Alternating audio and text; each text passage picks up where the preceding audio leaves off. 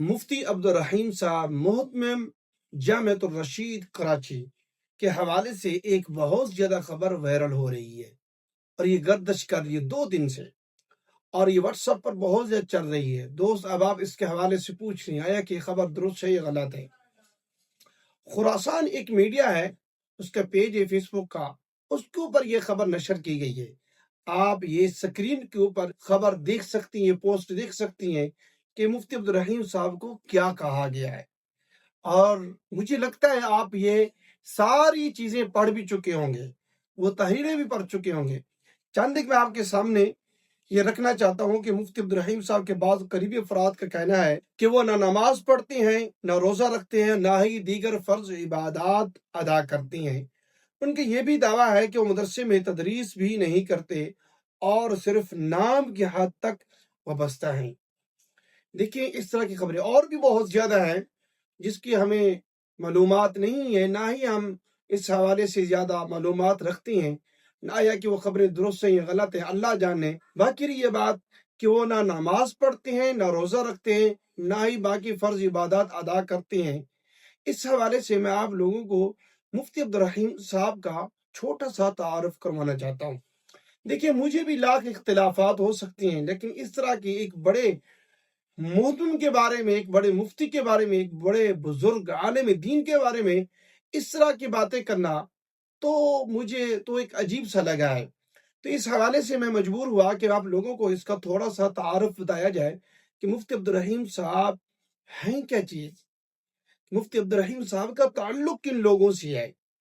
ٹھیک ہے نا، اگر کسی کے عیب جوئی کی جاتی ہے نا، کسی کے عیب بیان کی جاتی ہیں نا، تو پھر ان کی صحبت کا بھی خیال کیا جاتا ہے کہ ان کا تعلق کن کے ساتھ ہے، وہ اٹھتے بیٹھتے کن کے ساتھ ہے، ان چیزوں کو بہت زیادہ نوٹ کیا جاتا ہے۔ دیکھیں مفتی عبدالرحیم صاحب جو ہے یہ داماد ہے قاری جمیل الحسن صاحب کے، ٹھیک ہے، اور قاری جمیل الحسن صاحب جو ہے نا یہ ریونڈ کے ایک ہیں مولانا جمیل احمد دہلوی صاحب رحمۃ اللہ علیہ، یہ ان کے مرید تھے۔ ٹھیک ہے، آج کل جو ان کی جگہ پہ ان کا بیٹا ہے کہ مولانا سعد صاحب، وہ ان کا یہ نظام چلا رہے ہیں ریونڈ مرکز میں۔ ٹھیک ہے، یہ ان کے مرید تھے، ان کے سسر مفتی عبدالرحیم صاحب کے سسر۔ ٹھیک ہے، دیکھیں کتنا بڑا گہرا تعلق ہے۔ اور ان کے جو سسر تھے قاری جمیل الحسن صاحب، وہ بھی پائیدار قسم کے بزرگ تھے، بڑے بزرگوں میں شمار ہوتی ہیں، انہوں نے دین کی بہت زیادہ خدمات کی ہیں۔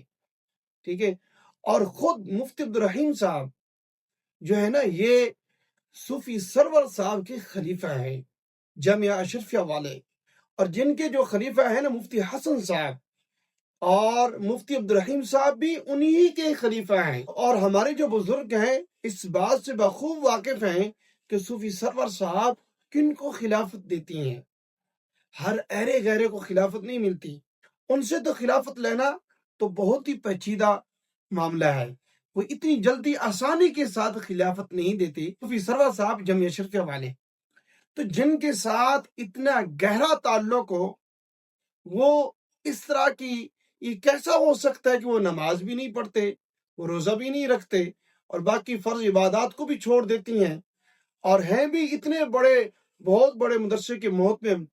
تو مجھے تھوڑا سا یہ عجیب سا لگا ہے۔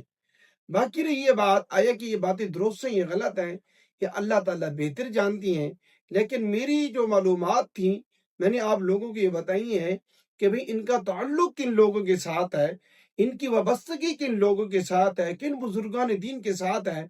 تو صحبت کو سب سے زیادہ دیکھا جاتا ہے کہ جن کی پرورش ان بڑے بزرگوں کے درمیان میں ہوئی ہو۔ یہ کیسے ہو سکتا ہے کہ ہمارے بزرگ جو ہے نا ایسے، جو بندہ نماز بھی نہیں پڑھتا روزہ بھی نہیں رکھتا، کہ اس کو ایسے خلافت مل جائے؟ تو یہ میری سمجھ سے بالاتر باتیں ہیں۔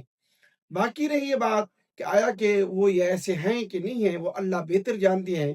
تو یہ تھے مفتی عبدالرحیم صاحب، چھوٹی سی معلومات تھی میں نے آپ لوگوں کو فراہم کی ہے۔